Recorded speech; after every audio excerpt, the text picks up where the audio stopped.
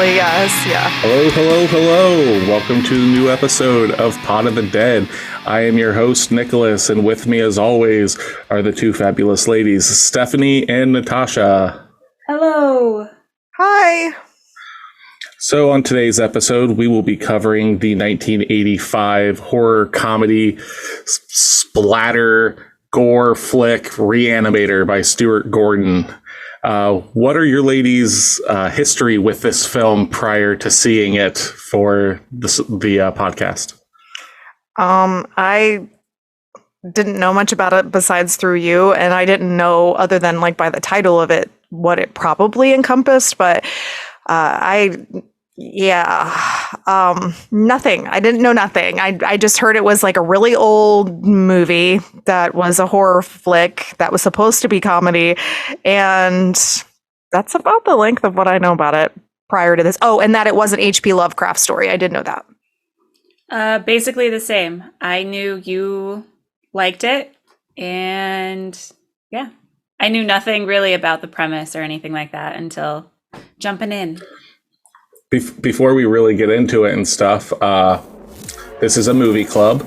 So at the end of the episode, we will be telling you what we will be watching next for the following episode. So make sure to stick around to the end for that. My history with this was I missed this growing up. This wasn't something that I saw at a younger age and stuff. I think it was in my early 20s when I happened upon it. It was at a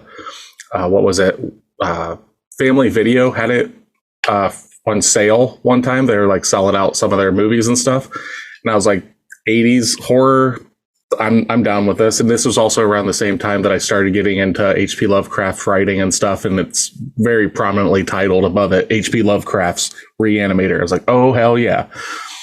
And then it's just been a love story between me and this movie since then. This movie tickles me in so many different ways. But Yep. And it sounds like you ladies loved it as well. No. Well, sure. Well, there were some redeeming qualities. Oh. Sure. All of them. All of the redeeming qualities. No. All right. So, ReAnimator, also known as H.P. Lovecraft's ReAnimator, is a 1985 American comedy horror film loosely based on the 1922 H.P. Lovecraft serial novelette Herbert West ReAnimator. Directed by Stuart Gordon and produced by Brian Usna, the film stars Jeffrey Combs as Herbert West, a medical student who has invented a reagent which can reanimate deceased bodies. He and his classmate, Dan Kane, played by Bruce Abbott, begin to test the serum on dead human bodies and conflict with Dr. Carl Hill, played by David Gale, who is infatuated with Kane's fiancée, played by Barbara Crampton, and wants to claim the invention as his own. Now, without knowing really anything, how much, mind you, this was made in 1985, and it didn't have a wide distribution or anything. How much do you think the budget was for this movie?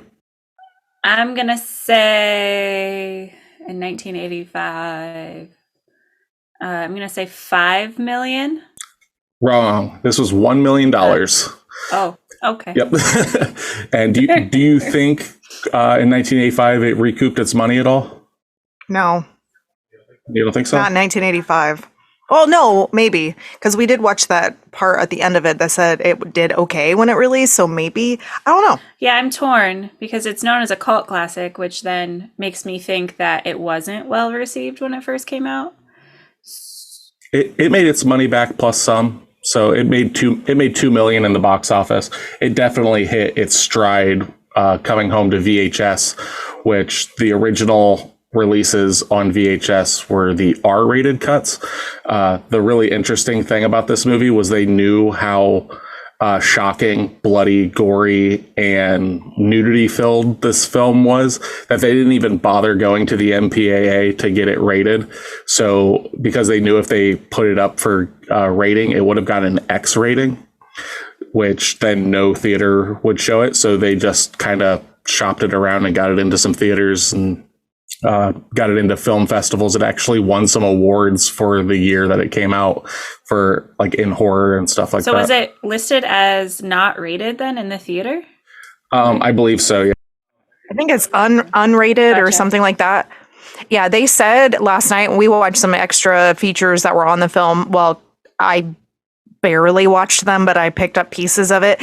But they were talking about how they didn't go for ratings because they knew that when you go for ratings and they put specific ratings on it, they make you take out all the good stuff, is what they said. So they were like, we're not doing this.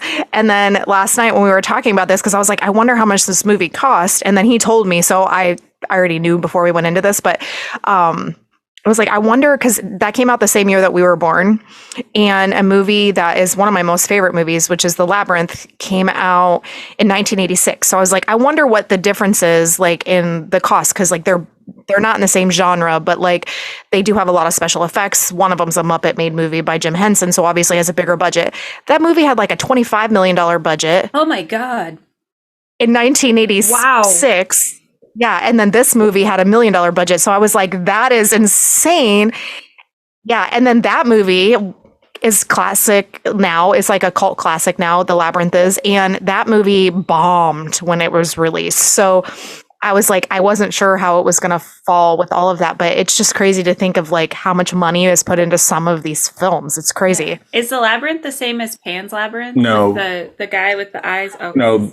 No, this one's with David Bowie in it. It's like a Jim Henson movie. It was like the last movie he directed before he passed away or something along those lines. Yeah, it was the last movie he directed. He had the Jim Henson Company produced and did special effects and stuff like that for other films after, but it was his last directorial movie.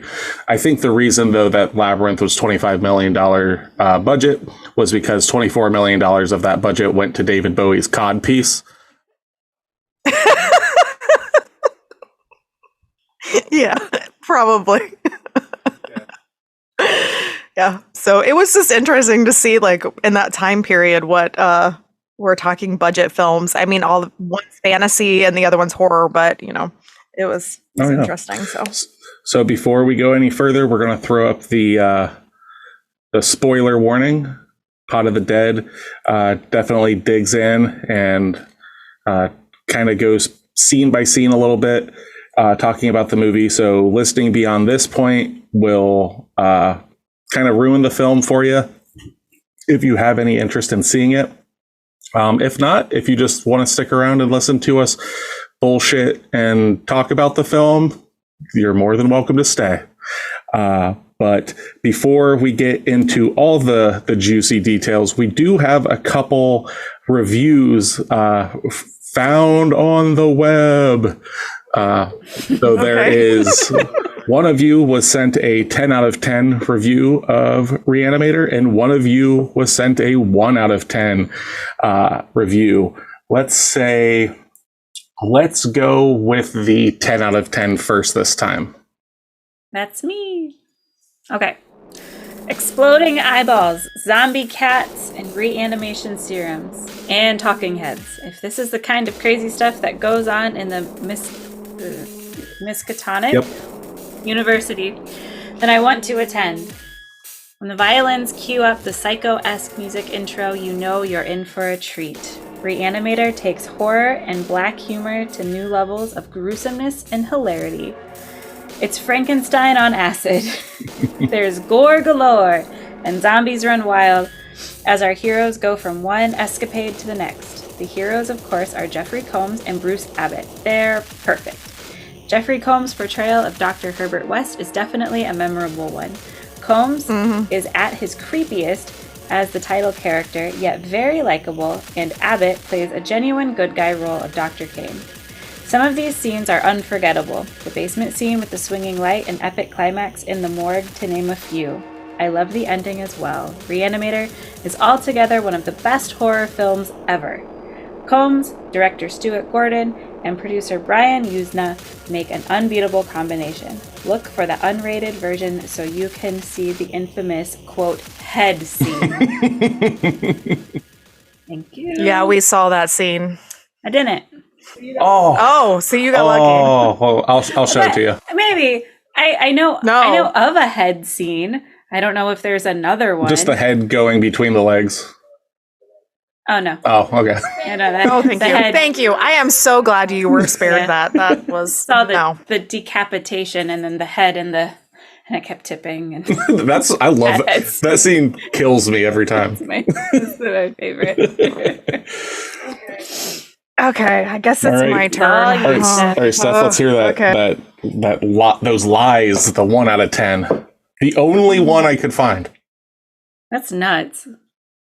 Okay, it's very long, guys, so I'm just warning you now. This is usually the go ahead for the 1 out of 10s, right? Yeah. So, what do I define as a 1-star movie? A movie that was complete, utter waste of time.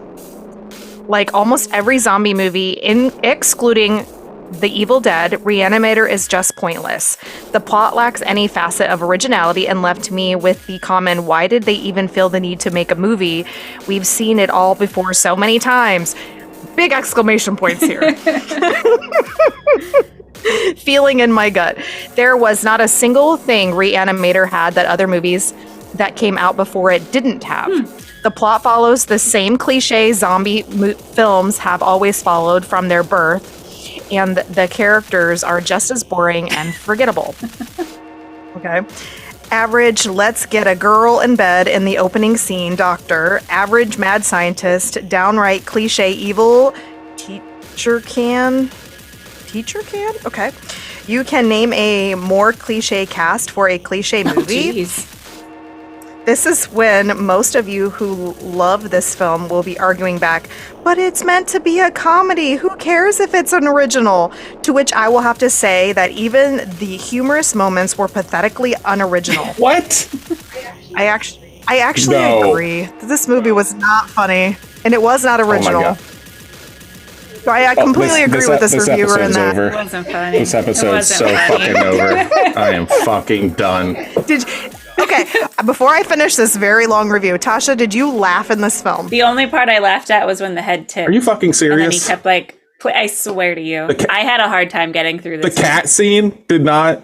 No. Oh my fucking god. No, that was horrible. That was not even funny my at God. all. No, this movie was not funny. I don't even know if I laughed once. Yeah. I chuckled. It was Okay. like a. Any listeners? That was Any really- listeners want a Yeah. co-hosting spot? DM me on Pod of the Dead Facebook group, Instagram. You know. Apparently 2 slots just opened Yep. up. Yeah, apparently. God. Okay, so here we go. We're not done. Okay. We still have paragraphs to go. It says, ha ha ha. I've seen that joke so many times, I'm not even sure I can call it a joke anymore. Humor, ha ha, oh ha. Once you use a joke, it's no longer funny, and every joke in ReAnimator has been used in every predictable zombie movie ever. Same humorous situation, same slapstick gore that wasn't even slapstick to us anymore. I mean, if you didn't see any those old zombie movies, which I have not, I would say that you wouldn't be able to draw from this, but apparently this person is really into old Prior to zombie. this film, the only film that really comes to mind that's like a zombie film that has comedy in it is Return of the Living Dead. It's a completely different story, like 100%. Like the fact that he or she is saying like, it's tired, it's old hat. It's like, it's 1985. And like the horror comedy zombie tropes like are not, it's like Shaun of the Dead hasn't come out. Like if you've watched all that stuff and then you go back and watch ReAnimator, you're going to be like, oh, these are old hat. It's because other movies are probably paying like an homage to the films prior to it.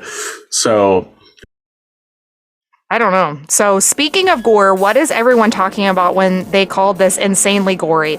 The gore is just average, if not a little below average. That is such a fucking lie. Again, that's comparable to like Average amount of gore. An average amount of horror. I like gore movies, and this movie is bloody as bloody can like be. again, Thought. 1985. Like you didn't get this much gore in like films like back then, like that were getting distributed. You know, we weren't like Hostel came out in 2006, I think. Like that was later on, like, or maybe 2008. Anyway, that was way later on. If you've seen Hostel, then you go back. It's like, I don't know what anybody's talking about. It's like, yeah, you're talking about films that came out 30 years after. Well, like Starship Troopers was a movie that was really gory at the time, and that came out in the 90s. And like that was in itself like a different such situation with just its level at the time. That was kind of the shock value, but that was also a comedy as well. That was like alien it's a comedy. I satire. loved that movie. Yeah. But this is 1985 here. So like, but I also don't have a lot of reference. But when did the thing come out? The Thing came out in 1982. So that has the gore.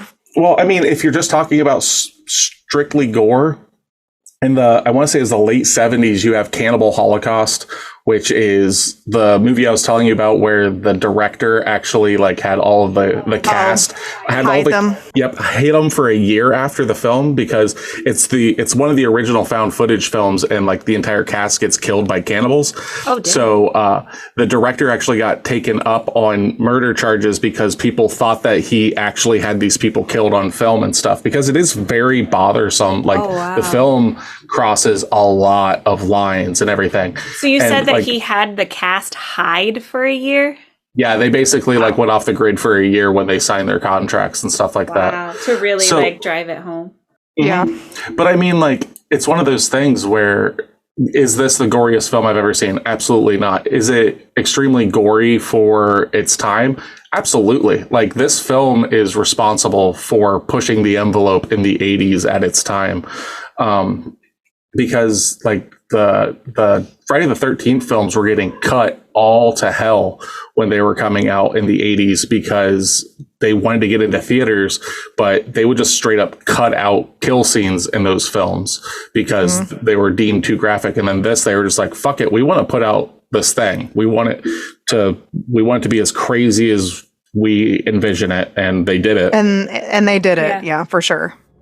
Okay, so it's the same generic amount of graphicness you'll see in any and every zombie movie. Again, what? I'll really never understand how movies like this get hailed as being brilliant classics just because they're old, and modern movies get trashed for being too predictable. Really? Am I the only one who sees the irony in that statement? Overall, ReAnimator was a dull waste of time. Nothing you haven't seen hundreds of times. The humor is so generic, it's unfunny. Agreed. No. The gore is average. Wrong. It's gory. Yeah. The plot is so unoriginal. I really didn't know who even had the stupid idea to make this a movie. I can name a lot of other Lovecraft stories that would have been a much better movies. Oh, and did I mention most of the runtime is just a bunch of naked men running around? Now that's disturbing. Not the gore. It wasn't just men. Yeah. It was women too. You got titty shots like left and fucking right in this movie. Yeah, Tasha didn't watch the unrated version, so I don't know if she got to see as much zombie dong as we did. No. Mm-mm. Oh my god, you got spared. To see you got bush, mean full on lady bits, and you got this ass after ass after ass. Like this movie was so like, do not let your children watch this movie until they are at least 10 later teenagers. 10? No. What's Wyatt up to next weekend? Yeah. Not funny. Over, not watching that movie. Jesus. I'll send him home with one of my copies. Great. Oh my god. Quickly go just in the chat. Oh my gosh. No. Okay, so now that's the end of our 1-star review. I don't and agree we can kind of of now that Nick is properly lit up. I am so angry. I think he had this high expectation that like one of us was probably going to think this movie was great, or like in the same realm, at least somewhat, like he liked it, that we liked it like he did. I didn't expect you guys to like it. I expected you guys to be kind of revolted by it in a way. But then like I am completely beside myself that nobody found it funny. Oh, that's what blows my mind. No, that's not my kind of humor. Mine either. Oh man, it's mine. But this is like the same kind of humor that if you're a guy who likes watching people fall down on skis and like tumble down a mountain and break their leg, then you think that's hilarious. This movie would be very much up your alley. And yes, you show me videos like that all the time. As Nick slowly raises his hand. I was raised on sports bloopers and America's Funniest Home Videos. Someone getting hit in the nuts with a wiffle ball bat is going to make me laugh every time. And if a cat is going to be attacking someone and it's clearly just pinned onto the back of their shirt and they're swinging around nonstop, like, get off me! I'm going to die laughing. Yeah, you have to like that humor, and like that is not my cup of tea at all. Like if I see somebody get hit in the nuts with a wiffle ball bat, I'm not laughing. I'm like, are you okay? I'm cringing as if it just happened to me. Exactly. Yeah, that's where I am. In the immortal words of Sum 41, it's like, you don't know us at all. We laugh when old people fall. Yeah. And that's me. Yeah, no, that's terrible. I will say, I think if I would have seen this done like in community theater or something, I would have found it a lot funnier because it reminded me of I saw a production of The Evil Dead done in community theater, very pared down, very gritty, and that's what this movie reminded me of. So like as a movie, I didn't like it and it wasn't funny, but I bet if I was in like a group of people and saw that slapstick stuff, it would probably hit a little different. Probably. Two things. Stuart Gordon originally wanted to make this a theater play because that's where his history was from. It has a very theater, like how the flow of it goes. Yep. So like that was his initial plan for it. Okay. Secondly, there is a ReAnimator the musical stage play that somebody has made that I have not seen yet. But on my Arrow video release version of it, there is a documentary or interview with the lyricist from the ReAnimator musical that I'm going to watch soon. Yeah. Yep. Steph is so excited. Yeah. So excited. I'll have to drop a line to the theater people in the area and see if they can do the music. Oh, hell yeah. Side note, the only like local theater thing that I've ever seen that like was something I wanted to go see was I saw a local I'm not going to say what town it was because that'll tell people where we're at and stuff, but I saw a local theater troupe perform Spam-A-Lot, which is the Monty Python's Holy Grail musical, and that was fantastic. That's awesome. If you guys have community theater around you, I highly recommend checking it out. Your community theaters awesome. Can have really good stuff. Yep. All right. Okay. All right. Get into the movie. Yep. With no further ado, we start in Switzerland. I have Germany written down. Yeah. I did too. I thought it was Munich. That's what I have. I thought it was too. Oh, okay. Maybe it is Munich, but like he just keeps referring to the fact that he was in Switzerland, so that's why. Okay. I don't know. It's Germany by way. Zurich. Oh, okay. Zurich Institute of Medicine in Switzerland. Gotcha. And there are screams coming from behind a door as a nurse, I believe, runs up to the door and is banging on the door, yelling, "Doctor." Some guards come in, they bust down the door, and they see a man writhing on the ground, and we see Herbert West there. And we are given like instantly in this movie. It doesn't hold back. In the first few minutes, you get a doctor standing up, his eyes bulging. They erupt into blood and gore. He falls down, and what looks like maybe another doctor looks at him, or no, it's the nurse looks at him and is like, "Oh no, you've killed him." He's like, I have not killed him. I gave him life. Yep. So you're kind of given like this whole thing. And then I didn't know that this was such a big deal because I always refer to like when we watched Trick or Treat, I was like, oh, the music is very reminiscent of the ReAnimator theme. What I should be saying is that it's reminiscent of the Psycho theme, which I haven't seen Psycho in forever. All I remember is just the read part of it, like when it comes to the score. But I guess like the composer who was also one of the not one of the producers. He was he ran the production company. He got a lot of flack for kind of ripping off or aping the Psycho theme for this. So I guess the Trick or Treat theme is more reminiscent of the Psycho theme. So anybody that is screaming from the highest Hitchcock towers about how I should give credit where credit's due, I'm sorry. Doing it. But yep. But also the intros to this film. I was watching the documentary on this. The intro, so it's got the music that's very Psycho-esque, and the intro like scene with like all the pinks and greens and everything. That's got, I don't have his name in front of me here, but it's done by a guy who basically does all of the intros for like Tim Burton's films now. Cool. And stuff. Like, I guess he's become kind of a big deal in Hollywood for doing intros and stuff like that. But then we cut to Miskatonic University in Arkham, Massachusetts. This is one of the cities, one of the biggest cities that Lovecraft hosted a lot of his stories in. And Steph's got a little history with Lovecraft due to a game that we play from time to time.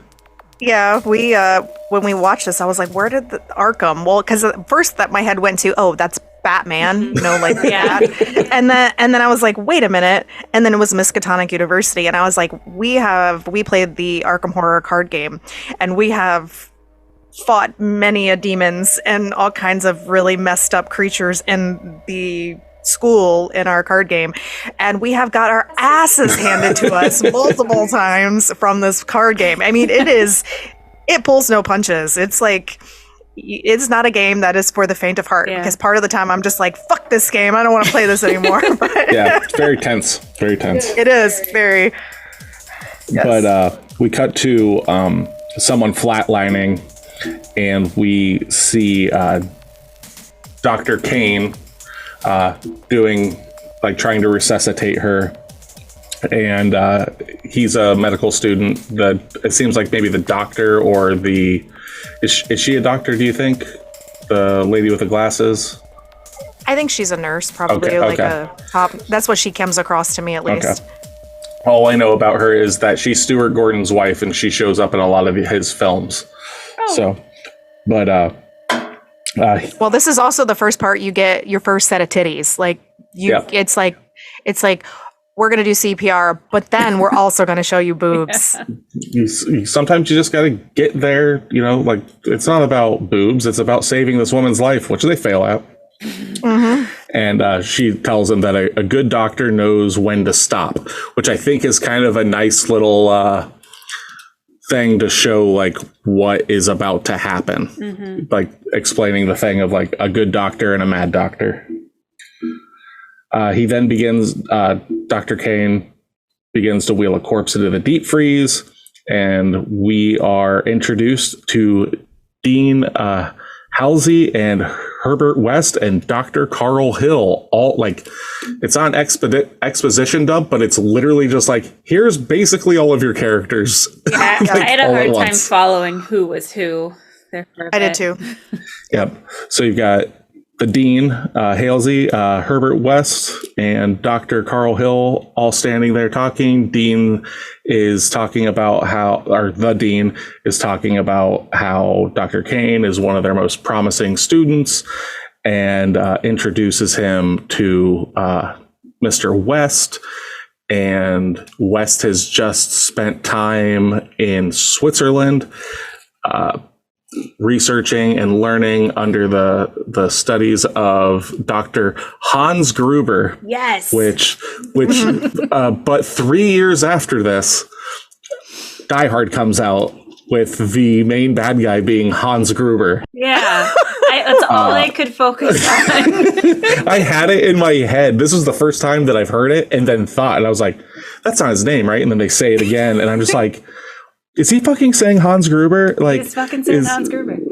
He's fucking saying Hans Gruber. Like, so I don't know if there's a through line, if, like, Hans Gruber, the terrorist, stole the identity of Hans Gruber, the doctor, and then came to the state. I don't know. Or maybe he was reanimated and then he came back and he was the bad guy in that movie. All right, Steph, you got your job back. So there is only one opening on Pot of the Dead. Tasha, I'm not gonna be redeeming myself. It's been fun. So then it basically becomes a dick measuring contest between West and Dr. Hill, where Dr. Hill is talking about the dean's talking about how Dr. Hill has gotten them so many grants or funding, all this funding and stuff because of his stuff, and West basically is just straight up calling him out to his face about how he's basically plagiarized Hans Gruber and how his teachings are pathetic in this day and age. Then we get it cuts to the next scene where Barbara Crampton enters the chat and straight up just in a sex scene right off the rip. Yep. Yep. Like we're in bed, we're doing it, and it's like this abrupt thing with it, and it was so cheesy. Oh, yeah. It was very cheesy. When the bed is a rockin', don't come a knockin'. Like they Jesus. are getting it in hard. And another thing that I didn't notice, but Steph did, was there is a poster on the wall for the band The Talking Heads, which again, foreshadowing for what is to come in the film. Yep. Clever.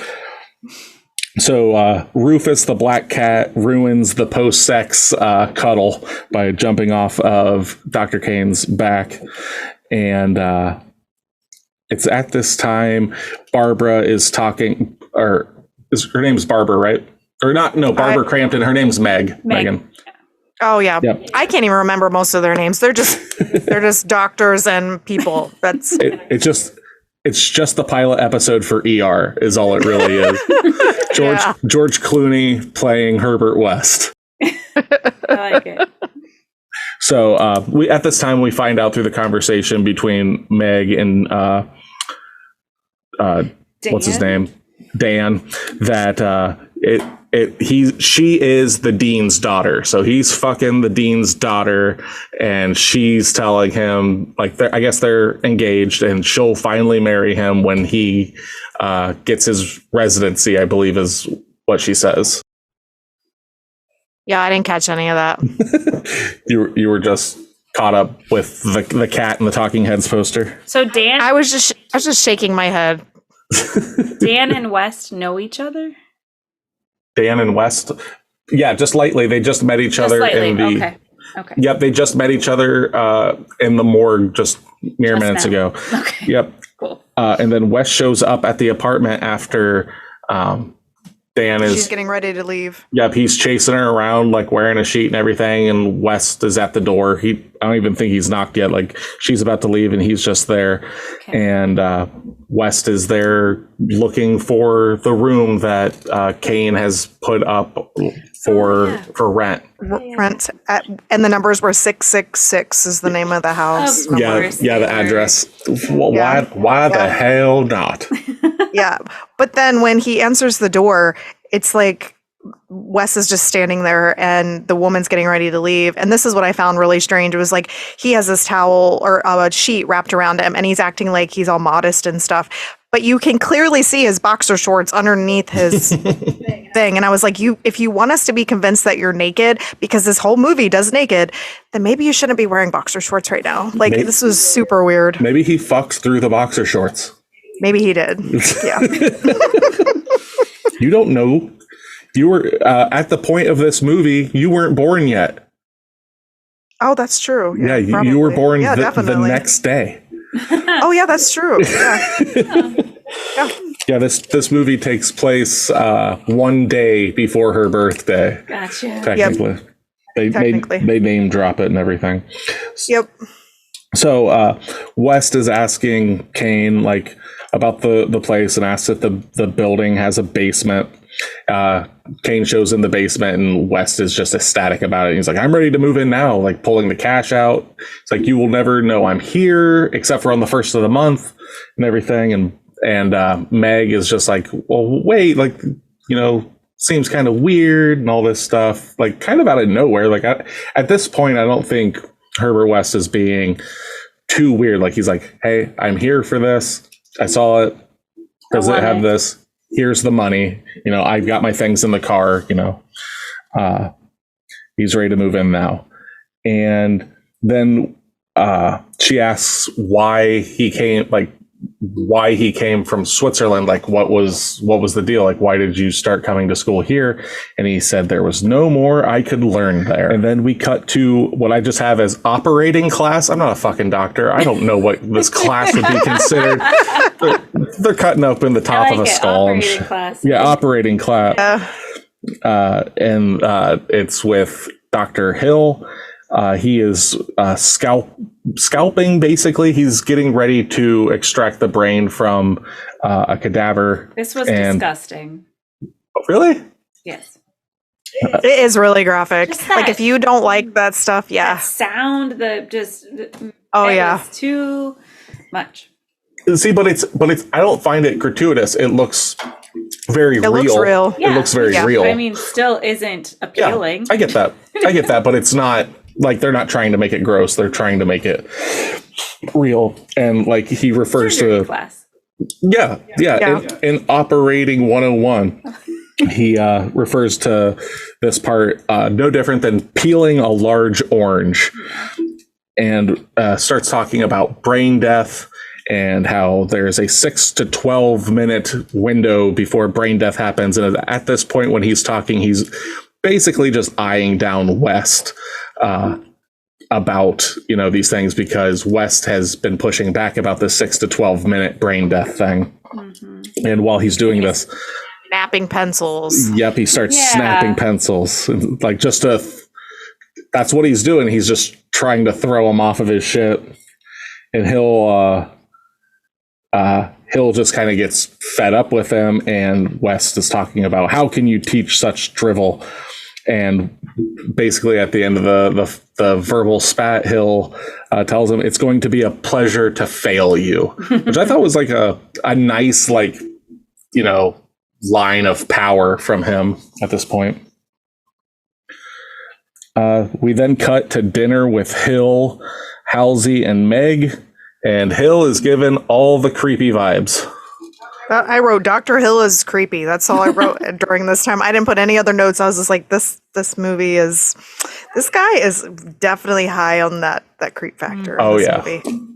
And it just gets worse. Oh, it gets so much worse. So gross.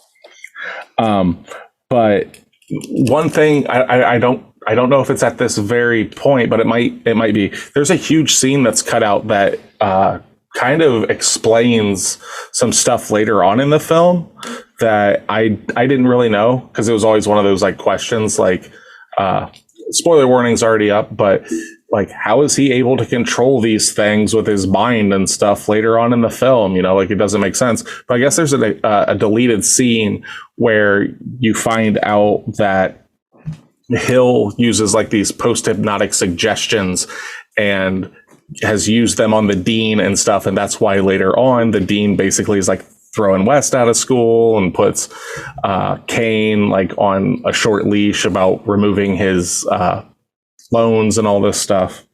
But they completely cut that out. So like, as you're watching the movie, it just is just like, oh, he's just doing this now. Okay. It doesn't make any sense. The thing is like, if you're going to play the scene and then you want people to understand where it's going, you should probably leave that scene in, because realistically it makes absolutely no sense. And you're just wondering, like, the plot in this movie, which we will argue about this, I already know this, is very all over the place. Yes. It's awesome. And it's very weak, I guess. And that's one of the things I don't like about it, because it's a weak plot. You're a weak plot. It's okay. Yeah, the original cut of this film, knowing how much you two love this film, you would have loved the original director's cut that got cut down to 82 minutes. The original cut of this film was 138 minutes, I believe. Oh my God. So, No. No. so I couldn't have sat through that. There's no way. This was a struggle. This was almost, I wouldn't say quite as much of a struggle as don't Buffy, you fucking but say almost. it. Don't. That's not Yeah. even fucking close. Yes, it is. Oh my God. That's what you're. Yeah, Back to yeah. 2 postings. We have 2 openings at Pot of the Dead. God damn it. It doesn't feel so good to get your movie thrown through like the garbage, does it? Shut the fuck up. This is his first round of it, isn't it? Yeah. I'm the one that suggested Buffy, and it was trash. And then Tasha. But you has thought actually it was picked- trash. I did. Yeah, Yeah, I don't. did. I love this true. fucking movie. It's true. That's true. I want to get a That's true. tattoo of Herbert West with the fucking syringe of reagent. I love this movie. And this was kind of like me and Oculus. Like, But we actually liked Oculus. Like, I liked that movie. This movie I did not like. You girls are not being nice. aw. I'm not here to be nice. Okay. Anyway. Good Lord. There are no sacred movies. Shut up. That's Don't right. use my words against me.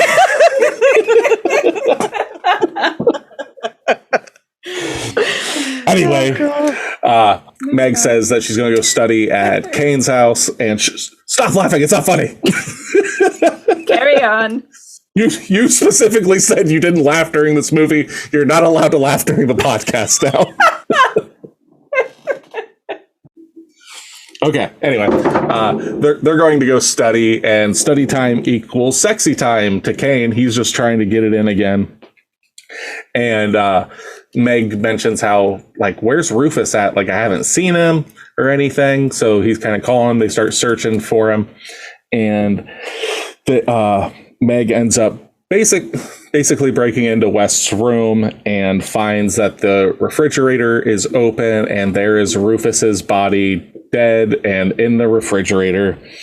And it's at this time that West shows up with Meg screaming to Kane about it.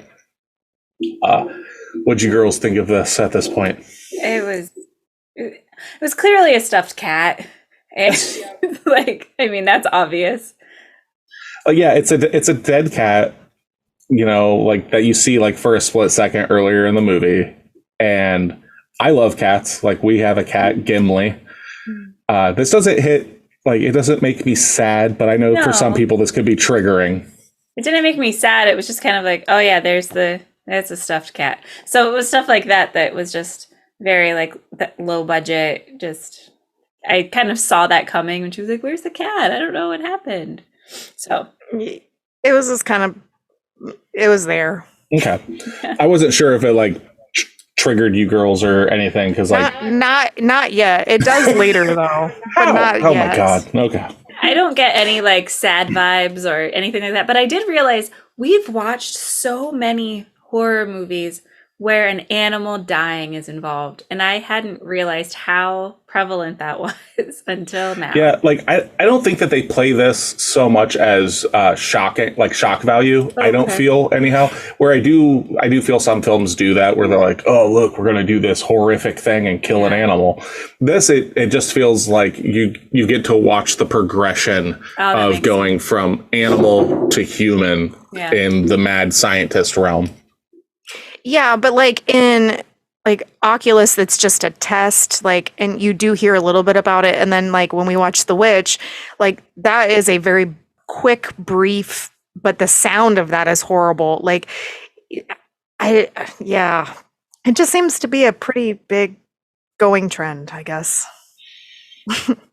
Good thing this we're not doing John Wick because that's the whole series kind of is pivoted on that. Yeah. So she comes in and starts accusing when West shows up, she starts accusing West of killing it, and West kind of pushes that away and says that it was dead when he found it. He had gotten into the trash and got his head stuck in a jar and suffocated.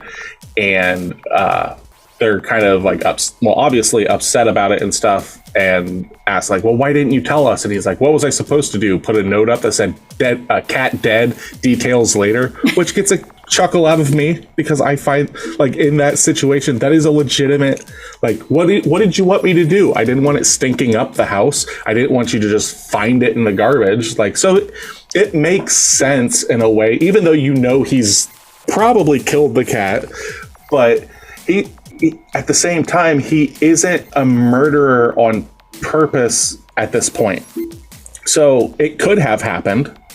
It could have done something and gotten into it, and he was like, oh shit, I'm gonna snatch this up and just deal with it. And then once he was caught, he was like, I was gonna tell you about it, where he probably was gonna play it off like, I don't know, he must have ran away. But I personally don't think that he killed the cat. I agree. I don't think he killed the cat, and I also don't think he has any like social skills. So then it kind of makes sense that he was just like, well, this is a dead cat and I'm going to use it. That kind of like... Yeah, he doesn't seem to lie a lot in the storyline. Yeah. Like he'll evade like not talking or telling you the whole truth, but like he doesn't seem to just outright lie about things. He's more of a person that just calls you out. I think he gives like sociopath vibes. So like like he's very proud. Yeah, it's like an unchecked ego. Mm-hmm. Yep. Yeah.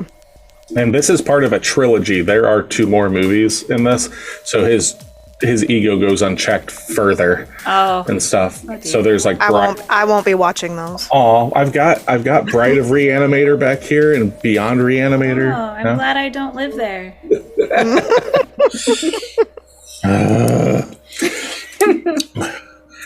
So we cut to Kane sleeping, and he is awakened by an animalistic shriek in the night.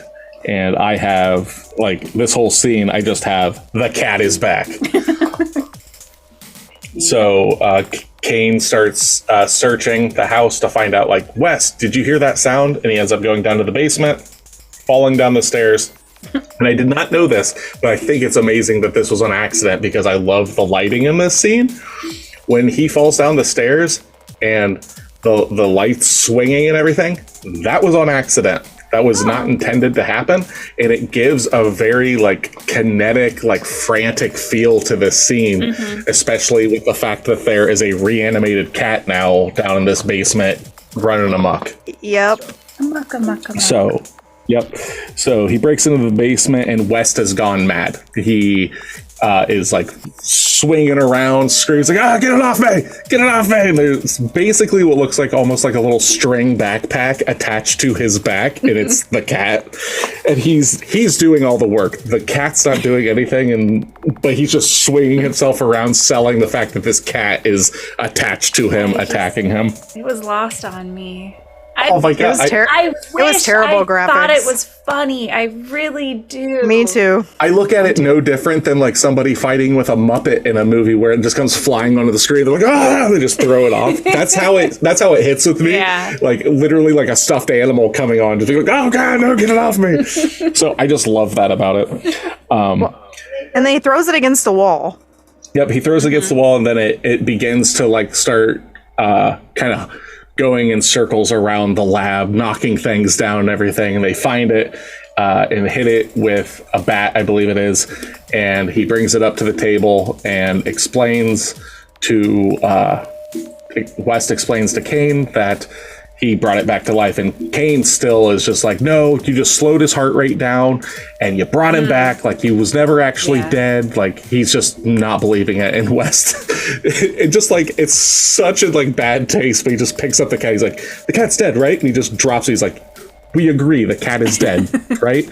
So he goes and gets more reagent and brings it back to life. And this is a bothersome scene for some people, but it's so fake looking that it doesn't bother me. Likewise. And it's basically like a sock puppet of a black cat covered in stuff that you find at the butcher shop, and just and he finally sees a dead object being reanimated. Kane does, and he's kind of broken a little bit at this point. But yeah, like, but the only thing my biggest argument with this movie is like they bring back the cat and then they do this multiple other times. And my issue is, and I know this is so stupid because like that's the point of this movie, but like the morality behind all of it and like what these humans and this cat feels when it's reanimated and what its actual like experience is, like, because you're bringing something back from the dead, right? So like what does that entail it on a a biblical sense, or whatever else you may believe. And so like that's kind of where I struggled with this movie. And I'm not a religious person, but like it's the suffering aspect to me. Well, like to quote Ian Malcolm from Jurassic Park, you were so caught up with if you could, you didn't think about if you should.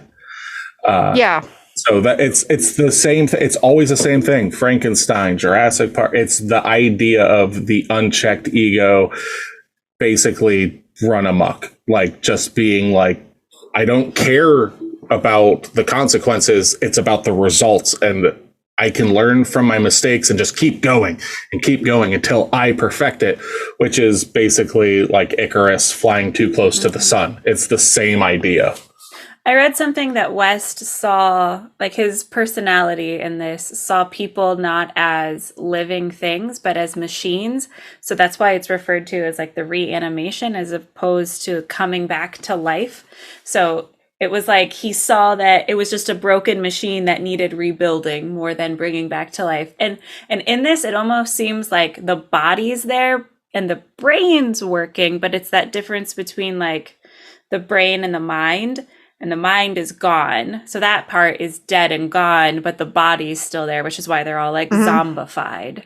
Yeah, Yep. they make the mention that it when they come back, it's only like their carnal instincts. Yeah, so like the lizard brain's in effect. Yeah, so that's actually kind of why when Hill goes through what he goes through later on in the film, why it's so sexual and stuff. Oh. Because I believe that in the documentary and stuff, they basically said it's just pure id. Like when you come back, it's literally just like your desires, and what his desire is Megan. Yeah, that makes so sense. I never got into this movie to that point. Like, so my love of this film is not like a clinical, like, oh, it's like the ego and the id and all that. Like, that's not where it comes from. But hearing that kind of stuff, it's interesting because it's like, oh, wow, this is like, whether you like it or not, they definitely have a lot deeper like lanes that they're trying to push forward through this. Yeah. So on the surface, it's just kind of like a zombie exploitation film, but yeah, but like they're deeper. Yeah, they're trying. Whether they executed it well or not is up to the viewer. Yeah. It's at this point that West says that, like, and this is the whole thing of just pure ego, Icarus, and everything, where he's like, I have conquered brain death. He is literally saying that we can defeat death. You will be famous and live lifetimes. Like, it's just this, like, this is where, like, he's definitely like a villain at this point in the film. Like, you're seeing this, but he gets out-villained later. Yeah, big time. Kane's ask, and this is probably more in the sense of what bothered you, Steph, is it's like, why is he making that sound? And he says, birth is always painful. So like, that's like, it kind of leads into like what you were talking about with, like, he's coming back and it's going to be painful. Like, this is not something like, so yeah.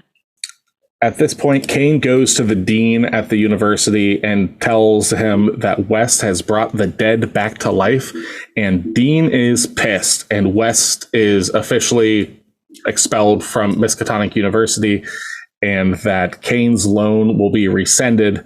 At this point, like, everything that's happened and everything, Kane is just like, I won't be able to continue on with school. So you can see, like, that definitely is hitting him, because they try to paint him as a very bright mind that doesn't come from an affluent family that has gotten a lot of loans, a lot of this, like a lot of grants and stuff to get into school.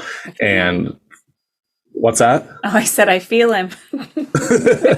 And this is like, you're teetering. You got to write a written apology about this stuff. You got to stop hanging out with that West kid and everything, or you're going to be going down the same road as that damn Finkelstein shit kid, just and. But it doesn't hit right. Like, this whole scene doesn't hit. It hits very oddly because he's like in this office and he's having this conversation with him about what this his roommate's doing and stuff. But there's no proof of any of it. So, and then the dean's just like, "Yep, we're just going to do these things and you're in trouble and now I want your apology." And the whole time I'm just like, what? But that's from the deleted scene that I said, like, for us, I know. Yes, it would make a lot more sense if we knew that. But it doesn't make any sense without that. Correct. It's abrupt. Exactly. And it's just there to push along the But it doesn't make storyline. any sense at this point because, like, you're not being told these things ahead of time. And they're just like, okay, so now this dean's all of a sudden taking all this stuff away and he wants an apology, which makes no fucking sense. And then he has no proof of anything, but... You girls want the 2.5 hour cut. You scream for it. You yearn for it. I get it. It sounds like Steph wants it. She does. Yeah. She He has a lot of questions. Yeah, I do, but that's all the time. she wants the director's cut. Yeah. More dicks, yes. Yes, more wang for my buck. Yeah. But then we cut to Kane sneaking west into the Miskatonic University morgue, and we see the security guard reading a porn mag. I believe it's called Boudoir. Okay. No, he was reading a porn mag, but that's not what it was called. I can't remember what it was called. Yeah. But they sneak in, and it's time to reanimate some humans. So West and Kane are going through. I have it written down as a deep freeze. It's obviously not a freezer, but like cold storage. Oh my god! Yeah, they just got them in a deep freeze. It's like, nope, this is salami. Nope. Hey, here's that. Well, he does make the references like, here's that meatball you're looking for and everything. And they go through and he finds that there's a John Doe here, so no one's going to be looking for him. It seems as though he died from heart failure, so he just came in this evening, so he's super fresh. This is the freshest possibility that we've got. So we're going to do it to him, and gives Kane the tape recorder. And basically has them taking the notes, and the entry is for October 10th, 10:33 p.m., and they will be administering 15 cc's of reagent. So they take the needle full of glowing liquid, which is actually the liquid from glow sticks. They just broke open glow sticks and poured it into these things, and that's what they used for it. Which, like, this is the charm of these kind of movies, is you're like, man, how did they do that? It's like, it's exactly how you would have done it. It's like, oh, all this like gross stuff and blah, blah, blah. It's like, it's literally ground beef from the butcher shop. It's literally cow intestines that they got from the butcher shop. And like, we can't make it, but you know what? We can go down here and just get garbage. Yep. Yeah. Just get scraps. I love it. Like, we need to make this film. So they administer the 15 cc's, and then the dean and Meg show up at the morgue, and they show up at the hospital at the university, and they feel that they're here or something. So the dean is going to come and give him a what for, and at this time we cut back, and West is not happy with his results yet, so he is going to add an extra 20 cc's of reagent. So we're now up to 35 cc's. And this is when John Doe rises. And this guy previously had played as Arnold Schwarzenegger's double in films at this very time. I believe they said he was playing his double in Terminator. So... Yeah, he's really muscular. So. And he's super naked, just like Arnie in the beginning of that movie, like, so they just showing off them buns. Yeah. Really good at pointing out buff naked men. Oh, it's what I'm into. It's one of my hobbies,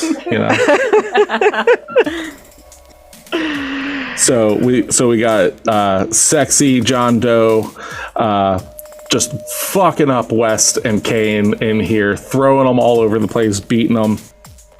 And he goes to charge at Kane, and Kane's standing in front of the door.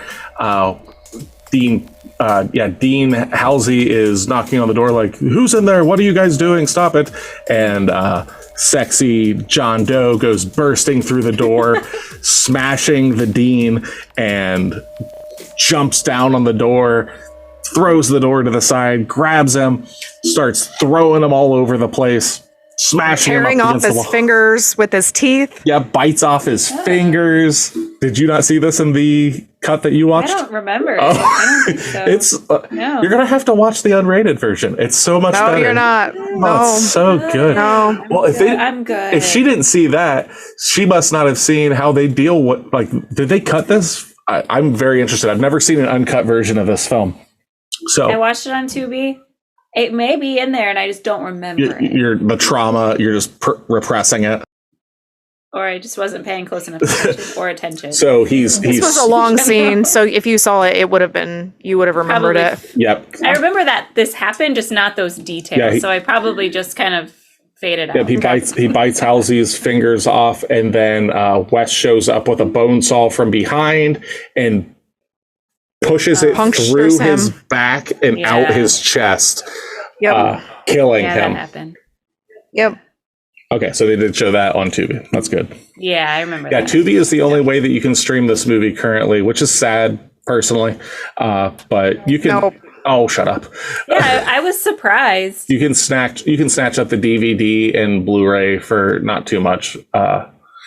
The Arrow video release Blu-ray of it is pretty nice, and it comes with a lot of nice extra features and stuff. And I think it's like $20. So definitely, I really am into like a lot of these re-releases through like decent studios. There's like Severin and Vinegar Syndrome and Arrow, and they clean up these old movies to 2K and 4K restoration. Oh, wow. And then just put all of these like documentary bits and unreleased stuff. It's really cool. So there's a lot of that stuff. So I have like the Vinegar Syndrome From Beyond, which is these guys' next film and stuff, and it's got all sorts of cool stuff. So is Vinegar Syndrome the company that is restoring these things? Yep. They do a lot of like exploitation horror films, and like old sleaze movies and stuff like that. Okay. So they actually like re-release like old like 70s porn films and stuff too, and like all the how it was made, and like it's pretty interesting. Like I've never actually watched any of those, but like it's definitely like we're gonna take this like the 70s 80s exploitation era, we're gonna clean these things up, we're gonna give them the release that they feel it deserves and get it out there. And it's like a small group of people that do it. So Halsey's dead now, and West is like this. It just keeps getting better for him. He's like, shit, man, this is the freshest it's going to ever get.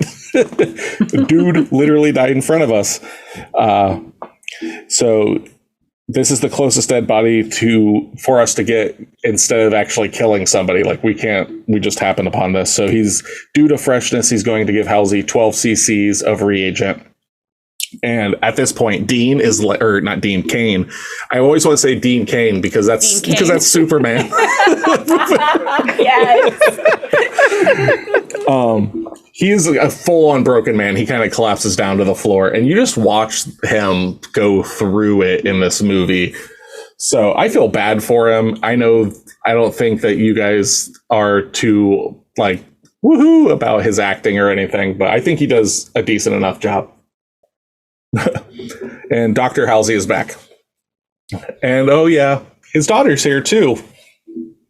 So he's returning back and kind of strangles Kane a bit, and then as Meg comes in and everything, he jumps up and hides in the corner, and Wes lies to her and security about him basically going nuts, and he was causing all these problems, and like he's just lost his mind. And Kane goes into shock at this time. He literally just falls down onto his side, and West kind of covers him with a blanket and explains, like, you're just going into shock. It'll be all right. Just be quiet over there. Cuts to Halsey in a straitjacket covered in blood. And no big deal. Dr. Hill is here to help. And the creepiest way, he's basically just like, hey, sign off the rights to your dad to Meg, and I just want to do some exploratory surgery. And for some reason, Hill has a two-way mirror with a padded cell attached to his office. Yeah. Just in his office, he has a two-way mirror, one-way mirror, sorry, into a padded cell. So I guess he does this a lot. I mean, psychology in like the 70s and 80s wasn't great, so I'm sure he's not the only doctor that has something like yeah, he just he basically, like, he's like this great accredited, like, or whatever, lauded doctor throughout the world, it seems, and like his fix for everything is just lobotomy. I think they refer to him earlier in the movie as a brain researcher, which I thought was really funny. We're not even doing neuroscience. No. It's just brain researcher. Yeah. It's rocket surgery and it's brain science. Right. So Barbara asks Kane what they did to her dad, and he explains that he's not insane, that he's actually dead. And West is down in his lab, kind of doing his mad scientist things. And Dr. Hill shows up. Hill knows that the dean is dead and that he's been reanimated, and West is to blame. And West is not enthused about Hill being here. Hill wants West's work and findings. He's basically just blackmailing him. It's like, you're going to give me all your stuff, all this stuff, like, I won't turn you in for it, but you're going to pass on all your findings to me, and I'm going to be famous for these things. Definitely, like, leaning into the fact that he had been stealing Hans Gruber's work and plagiarizing it as his own. Hill threatens West, and he wants to see, he says, let's see my new serum at work. So he's already just like, this is mine. I came in, he's just like pissing on everything. Basically, it's mine. And while he's looking in the magnifying magnifying glass? Microscope. There it is. I'm sorry. I'm not a brain researcher.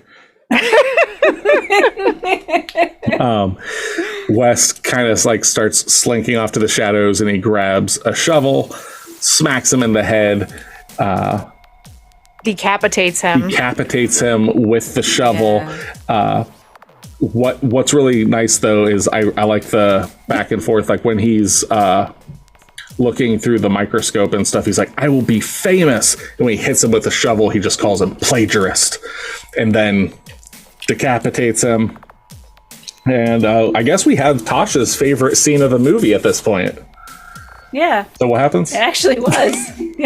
So what happened? He puts his head in a bain marie, like a big roasting pan almost, but it just keeps falling over, and he's so particular about placing it back up, and it just keeps tipping. And I don't know why, but that part was the part that made me chuckle the most. Yeah, he grabs one of those things that like waitresses and stuff. Go ahead. Yeah, I forgot about that. The the receipt holder with the big, like, the steak, and then plops his head on the sharp part so it stays up. And I've heard resourceful. I've heard in past that scene was ad-libbed. Oh, cool. That it was supposed to stand there, and it fell over a couple times, and Jeffrey Combs, who played Herbert, just saw it and was like, this is, I've got it, the head's supposed to stand, so he just like, fuck it, just smacks it on, and Stuart Gordon was just like, yep, I like that. Yep, so Hill's head is now on the note pike, and West reanimates Hill. So he gives the head some reagent, and he gives the body some reagent for some reason. But the body in the stomach, not in the spine, which is like, what? Yeah, it's definitely loosey-goosey with a lot of its logic, because he refers to like you have to put this into the brainstem and all this stuff. He kind of does it with the head. Doesn't matter with this body. Also, when they killed Sexy John Doe, like they kind of make it seem like it has to be like death through like severing of the brainstem or something like. But they just go through so it's just. Yeah, it's an 80s splatter film. Like trying to get too deep into it just kind of ruins it. Just don't ask questions. Boobs and gore. What else do you want? And dicks. But yeah, so Hill speaks, and his first two words are "you bastard," and West is then knocked out by the body of Hill. So Dr. Hill's body just comes up and just grabs West by the head, just smashes his head on the table, knocks him out. And West wakes up. All of his work has been stolen by Hill. So Kane comes down and is like, what happened? And West is like hysterical and tells him that he killed Hill. He had to kill him. And well, Hill's dead. Well, not anymore. And now Hill is running amok in the hospital in what can only it just feels, it's so campy. It's so goofy. Like it's literally just a head in this pan with a headless body walking it around and stuff. And he's trying to get like blood to pour into the pan to kind of rejuvenate him a little bit and everything. And it's so ridiculous. That's a great word for it. And Hill looks through the mirror, the one-way mirror, to Dean Halsey, and Halsey's like all like weirded out and looks like he's been lobotomized and everything, and tells him that it's time for you to come out now. And what I have written down is we cut to legitimately 3 raccoons in an overcoat walk into a morgue. This scene fucking kills me every time, because you see it earlier in the movie that there is like this plaster face where you can break it apart. It's like a medical like tool where it shows like the brain and all this stuff. And they just use that, put a surgical mask over it. And he's just walking in. The security guy is like, oh, how's it going, Dr. Hill? He just walks in. It's so stupid. I love it, though. It is. The Dean is now here to kill Kane and steal Meg. So Dean, like I said, has been talking to Meg about like what had happened. And this all happens like in a night. It seems like it is just like, go, go, go, go, go. Mm-hmm. The Dean steals Meg, and Kane's head is smashed up against the wall, and we cut to Meg on a table, and shit's gonna get weird. That's an understatement. This was fucking disgusting. Yeah. I don't want to talk about it. You girls can go take a restroom break. I will talk about it then. Again, if you are interested in co-hosting Pod of the Dead, send me a message on Facebook, on Instagram, under Pod of the Dead. My name is Nicholas. I'd love to hear from you. Mm-hmm. On to our scheduled programming. We love you. We love you too, honey. I love you too. I mean, yeah. I mean, come on. This movie is great. It's not for the pod anymore, I guess. I'm not down for rape culture, so especially by severed heads. Implying that I am now. I mean, it's a fucked up movie, and this part is literally the most just horrific part. Yeah. I'm not going, woo, Dr. Kane. Yeah. No, that's true. Or not Dr. Kane, Dr. Hill. But so just talk about it. So Meg gets thrown down the table, and her dad, who is now basically a ghoul for Dr. Hill, strips her naked and then Dr. Hill sets his own head down by her and is just like, yes, yes, and just staring her down as his decapitated body cops a feel on her naked body. Meg then wakes up to Hill basically raping her, which moves to full-on raping her by taking his head and kissing down her body to the point where he puts his decapitated head between her legs. And it's just so wrong. Every part of this. He's quoted saying as he goes down to this point and everything, he's like, yes, scream, more pleasure, and begins to get ready to, I believe Stuart Gordon said, I think we've done the first visual pun of a head giving head in this film. So you don't see it happen. It's like getting right there. And then, but you see enough of it. You do see you see him kiss her and get blood on her. You see him touch her boobs, naked boobs. You see her father rip her clothes off. Like, then you see his head go down between her legs. And the whole time my head is going, are we really doing this? Yes. Like, was there any woman in any capacity making any part of this movie watching it going, maybe we shouldn't probably do this because this is a little disgusting? But that's what makes it an exploitative movie. Go ahead. That's what an exploitation movie is in my mind. It's just gratuitous boobs and objectification, and that this is kind of like top tier of that. And Barbara Gordon has said that she does not regret doing this at all because she knew what she was in for, and that the film was going to be shocking, and she saw all the naked men in the film and felt like, well, I'm not gonna back down now. If we're trying to be shocking, we're going to be shocking. Well, like, I give that movie credit for this, is like, because a lot of movies during like the 70s and the 80s and even some in the 90s where it was just like the tit fest, where it was just like showing boobs left and right. This movie really hits almost an equality on what you're getting. Like, they're not giving you all these just perfect, beautiful bodies. They're giving you a range of body types and, different looks. Like, they're not hitting it at like this like model-esque body that they want to show you to make it like titillation. It's just more along the lines of just it being nudity, not pornographic. Yeah. And it is definitely, what's the way to put it? Knowing now that it's about the pure id and everything, because like you even go back, I think I missed it. Dean or Kane, God damn it, Dean Kane. Kane goes Dan.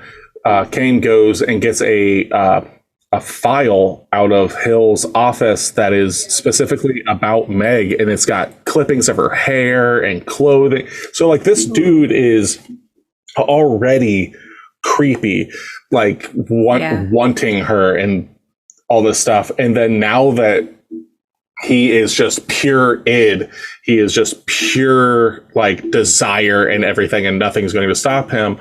I mean, that's kind of, he has no one to answer to now. Like, he's just going to get what he wants, no matter how disgusting it is. And I understand, well, we don't have to show it, and I don't want to see it. I understand that like aspect of it, but in the sense of like, we're going to make a fucking shocking movie, and this is what it is. They do not pull any punches in it. No, that's true.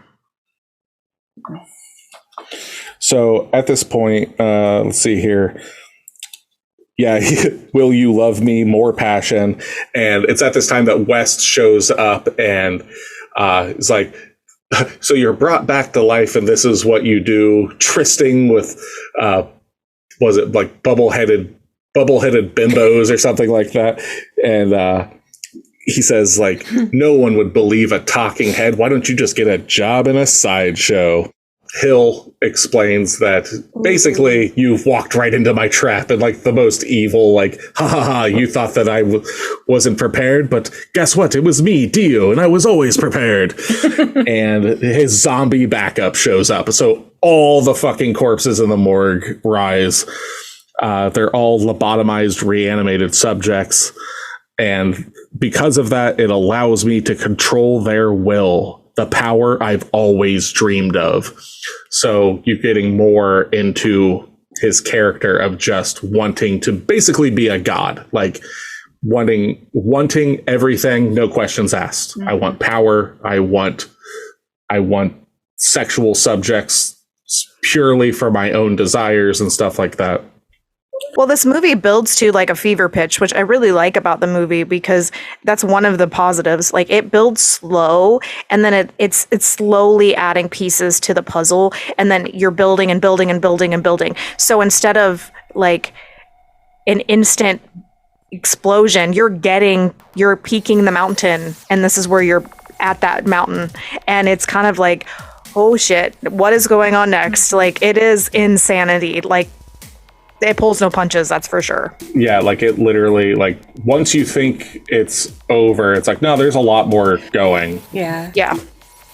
So it's at this time that West and Kane are fighting off the lobotomized, reanimated subjects, and the Dean Halsey saves the day because it's at this point, kind of going back to like the id, like he's a father, and what his instincts are is to protect his daughter, and he sees Hill as a threat to his daughter. So he goes and steals Hill's head and begins to crush his skull, which, because of his, from the deleted scene, his post-hypnotic suggestions and stuff being, it causes pain to the other ones. I don't understand why, because like prior to knowing any of that, I was like, is fucking Hill like psychic or some shit? That's what I wondered too. Yep. So he begins to crush his skull, smashes it, and like the smashing part and the throwing, it literally is just ground beef at that point that they sculpted into a head, and he just smashes it. It's full of like blood gel. They just throw it up against the wall. So. And this is when Nick is laughing in our house. Like he's just laughing at this. And he's like, and he looks to me and he's like, didn't you think that's funny? And I looked at him and I was like, no. And I felt no shame. I felt no shame. I was like, whatever. So West is like, I'm going to check my theory on overdose. And he puts like 2 massive syringes of reagent into the back of Hill's still reanimated body. And all the parts of the body now begin to reanimate separately. So it falls down, the chest, like, and it, like, when you're talking about the fever pitch, it's like, oh, all the zombies. Yeah. Now it just keeps getting crazier. Yep. Like the chest cavity explodes and the intestines shoot out of the body, wrapping around West's face, which too much. They said that they shot this in reverse to get the effect and everything. And the guts begin to like drag West in, and Kane and Meg escape from the morgue, and they're battling zombies. They get to the elevator, and one last burnt zombie grabs Meg by the throat. This zombie was actually played by an amputee to pull off this effect. Kane runs and grabs an axe and cuts his arm off. So the entire arm that's grabbing Meg by the throat is all prosthetic. So when he cuts it off, it's the amputee just coming back. And he has to pull the hand off the throat, but Meg has expired. So he scoops her up, rushes her to the emergency room, and begins to try and revitalize. I don't fucking know. Brain science. Resuscitate. There we go. Sure. Resuscitate her. I'm not a brain. What was it? A brain researcher. Yeah, I'm not a brain researcher. But at this point, he's doing CPR. Yeah. Well, she stopped breathing. So you were right it's Oria's stuff was right. Resuscitate, resuscitation. Yeah, he's see. Watch some. We need to watch some Grey's Anatomy, honey. You can get with some Mr. McDreamy. He's a brain surgeon. He will teach you all you need to know.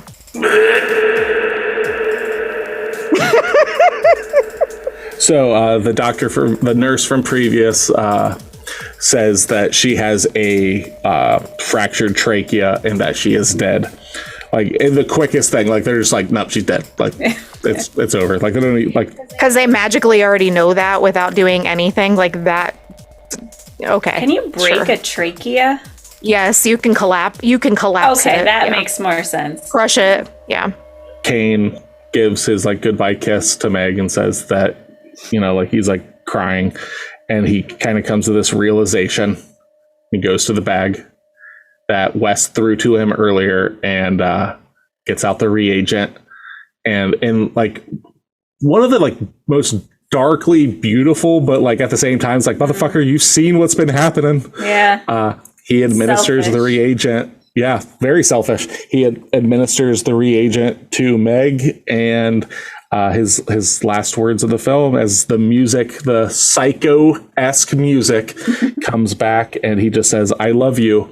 And we get black screen, and we hear Meg scream, and we roll credits. Yep. Well, and then when we were watching some of the, like, commentary and stuff from the people who made this movie, they were talking about how one of the reasons why they made it was like, well, what would you do? You would do anything to keep somebody that you love alive, no matter what it did to them. And, like, this is what he's, like, justifying this. And I was like, nope. Never. That's selfish. But in the moment, like, I mean, at that time, like, it's hard to say. Like, at that realistically, time, though, like, is like, definitely not, because of what they just went through. Yeah. But what I'm saying is, at that time of not thinking straight. Yeah, absolutely. That's true. But it's like, I understand that, but what they just went through is just insanity. Yeah. And then I keep going back to the whole intestine scene. And I just, that is like, out of the whole movie, like, a lot of the graphics were really good in this movie for the age and the time and the practical effects. Yes, it's very gory, and, like, all these other pieces, like, it is well made in that aspect. I don't like the plot line. It's not for me. But then the part that just kind of almost in a weird way ruined it for me was the attack of the intestines. Okay. Because it was like, you're taking something that's already just batshit crazy, and then you're just taking it over that little extra, the oomph, and then you're making it even more unbelievable. And I'm like, I mean, they do that in The Thing, and they do that in some other things and other movies, but in this movie, that was the little piece that just had me going, I can't believe I'm watching this. It jumps the shark for you at that time. Yeah, like, that was the piece. Like, a lot of the other pieces were like, okay, I can get past this. Yes, this is a little cheesy. Yes, this is whatever. But that piece was kind of like, why is there an intestine legitimately attacking a person and pulling him through a wall? Like, I understand the concept of it, but too much. I'm not going to try and change your opinion on that. Like, I know you're not. it's amazing, and I love it. And as we're watching this, I'm telling Nick the whole time, Tasha, that your sister's going to freaking hate this movie. She's going to hate this movie. She does not like gore. No. She's going to hate this. And I was like, I don't know, maybe she'll see the haha in it, and it'll win her over. No. I was wrong. Yeah, I'm sorry. No, you're fine. Nothing to apologize for. As you said, as I said, there are no sacred movies. That's literally why this podcast is what it is. If I wanted to have 3 people, like, that were all just me and stuff, I would just do it by myself. The point of this is to get conflicting opinions on films there, so, like, people can get different viewpoints. Like, the worst thing realistically was, like, Scream. We all love it. Yeah. And it's just like, I mean, I really like that episode and everything, but it's one of those things that's like, it's just a lot of us going, yeah, this movie fucking rules. And it is brilliant. It's all good guys, no bad guys, and good guys are only as good as their bad guys. So I will actually start our reviews of this movie, because I believe I'm the only one that's going to give it good reviews and a good score. So I'll start here, and then you guys can just turn off the episode. You don't have to listen. You don't have to listen to these two, their final episode, like it's all good. This is where we just walk out. Yeah. Nope. So, no. In all seriousness, though, I do love this movie. I love Jeffrey Combs in this. He plays some spots in other movies that I really like From Beyond, and he plays the psycho doctor in House on Haunted Hill from the 90s and stuff like that. And I really like his portrayal of Herbert West, this just real dry, arrogant kind of guy. The special effects are, especially for its budget, I saw anywhere from $900,000 to $1.3 million. So I just said $1 million when I wrote it, to see what they were able to do with that budget and everything. The kind of DIY attitude of just like, we're going to make this and no one's going to edit this. The editor is going to edit it down from a 2.5 hour movie to an 82-minute movie, but we're going to horrify people and we're going to make people laugh, and it's going to be shocking and revolting, and we're not going to apologize. And I love this movie for that, because of that kind of way of making the movie. All that being said, if you like this movie, I suggest watching From Beyond, which is Stuart Gordon, the director of this, his next movie, which was produced by Brian Usna, who produced this movie, which stars Jeffrey Combs, who is in this movie, and it's another Lovecraft story. So, and Barbara Crampton is in that as well. So it's kind of like a lot of the similar people go into that, and it's a separate story. But all that being said, I give 1985's ReAnimator 8 syringes of reagent out of 10. So whoa. I will just turn off my headphones and allow you ladies to bury my baby. I'll go. All right. Okay, go for it, Tasha. So, as Steph already alluded to, I'm not a huge fan of gratuitous gore, and this movie is full of it. Just in general, if it had a tagline coming from me, it would be just too much. That's. I'm so sorry, Nick. That's fair. Takes his That's fair. off and listens. Well, I don't have to read anymore. No. The acting, like I said, it's a campy horror comedy. That's not my jam. I don't really care for all of the blood and gore and the nudity, and the acting was subpar. The storyline was so patchy. It makes sense now that it was cut down so much, but I'm gonna give it a 2. Oh my god. Like I said, honestly, the only part I liked of it was the head, and that was like a 4-second maybe scene. What did you give Buffy? A 1. A 1. She gave it a 1. Yeah. I just went and looked at all of our ratings, so she gave it a 1. So it's better than Buffy. Yep. I wouldn't recommend it. I wouldn't watch it again. That's a high bar. Yeah. So. Oh god. Okay. I guess it's my turn. I kind of already gave my insight as to what I thought of the movie overall, but I guess I'll give a little bit more. I felt like the acting was a little over the top and not convincing. And I understand that that's the point of the movie. And while I like that in certain movies, which is strange, I love the movie Cry Baby, and that movie is campy as fuck. And that's not a horror movie though. But I grew up on that and I really loved it. This movie, while it didn't mostly offend me or cause any issues, it does have some spots in it that I was just kind of like, I would not want to watch this in a normal movie because it just makes me uncomfortable. And it was okay. I would not recommend this unless you're the person that is really into heavier gore and you don't care if there's much of a plot. And what other parts to it?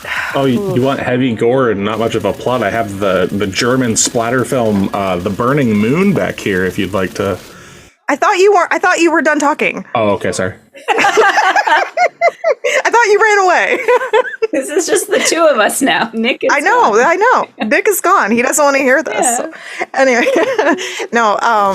Yeah, it just has all those pieces that just didn't really appeal to me. And I do agree with what I said earlier that if you like movies or like watching shows where people are just consistently getting hurt and you think that's hilarious, this probably would work for you.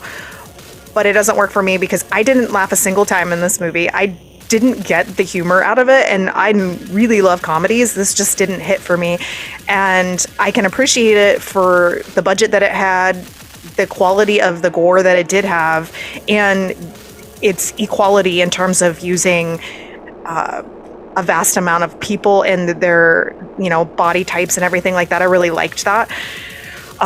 So I'm going to go, I'm going to be nicer than Tasha, but I'm going to say a 4-star. That's what I figured you were going to say. And that's way higher than my Buffy, because Buffy was like a 2 for me. And then I don't know, I think this is the second highest rated one that I've done, lowest rated. That's what I meant, not highest rated. That gives us a 12 out of 30 from the Trio of Terror. That gives us a 14. You were an 8. I can't math. I have all the numbers in front of me. Yeah, it's a 14, which comes out to 47%. A good passing grade. And I went into this wanting to like it. Me too. Well, now this is one thing that I would like you girls mentioned. This is not your cup of tea. Yeah. That aside, if you do like dark comedy, gore, 80s camp, low budget stuff, if someone was talking about that, would you recommend this film to that person? Yes, if 80s camp was the overarching theme. Like, I love 80s camp horror movies, then this one would be like cup of tea, I think. Right on. Because I think that's the biggest part of this movie that doesn't resonate with me. I get it. I agree. I would just say, if there's a movie like this that somebody's looking for, I'll just be like, talk to Nick, because he's going to tell you what you're going to like. Because I'm not going to be that person. Like, do I think this movie could hit for certain people? Yeah, but you're going to know way more on that spectrum than I am. Yeah. So I'm just going to defer to you I was just kind of using it as like, it's not your taste, but if it's someone's taste, like, because like, even like kind of going back to Buffy and stuff, can you see a time that you would recommend that movie to anybody? I don't think so. Like that. No. That's what I'm talking about, is like, if you run into somebody that's like talking about like just weird, gross out kind of like gory horror films and stuff, you could be like, oh, well. Yeah. It has redeeming qualities. Like, I just think that I am not the target audience for this in any capacity. But I'm also not the target audience for like the movie like Oculus, but I can understand that movie and appreciate it in a different level than I can like this movie. But yeah, Buffy doesn't really have any overall redeeming qualities in comparison to like this movie does for people who are specifically looking for this. Getcha. All right. So, ReAnimator, Trio of Terror, give it a 43%. That's, and again, mileage will vary. This is just our 3-headed review. Monster. So, you could watch it and fucking hate it. It could be the worst, absolute worst movie you've ever seen in your life. This could also be your favorite movie you've ever seen, as could any other film that we've seen. By no means. Correct. You're just not going to like except Buffy. Hey, we read a 10 out of 10 review for that movie. There are people that fucking love that thing. We are not those people. That's fair. Okay. Yeah, maybe. But that brings us to the end of our episode, which we will be talking about what we will be watching next week. For next week, rather. So, Steph, would you like to tell our listeners what we'll be watching? Is this Barbarians? We will be watching Barbarians. Is there an S? I don't think there's an S. I don't think it's barbarians. I think it's barbarian. It's just a single Yeah. barbarian. Single barbarian. Yeah.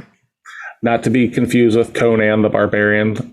This is, I believe, 2002 release. It has no physical release, which is absolutely... Barbarian? 22. 2022. Yeah, that's what I thought I said. You said 2002. Oh, good Lord. My brain. This is a newer movie. Yeah, this came out last year, 2022. Yes. There is no physical release, or there's possibly no looking for a physical release because they just put it on streaming, and that hurts my heart because I like having the films that we do in the collection. Mm-hmm. So I believe you can find this on HBO Max or Max now. Mm-hmm. And it also might be on Paramount or Peacock, one or the other. But you can find this on a few different streaming services. But we will be watching that for next week. And hopefully you don't hold this against me or the girls on our review of this film, as if you hate this movie, you're going to hate my take on it. If you love this movie, you're going to hate their take on it. But it's all in good fun. Again, no sacred movies. But for Pot of the Dead, I am Nicholas. I am Stephanie. I'm Natasha. Come back and listen to us, or else.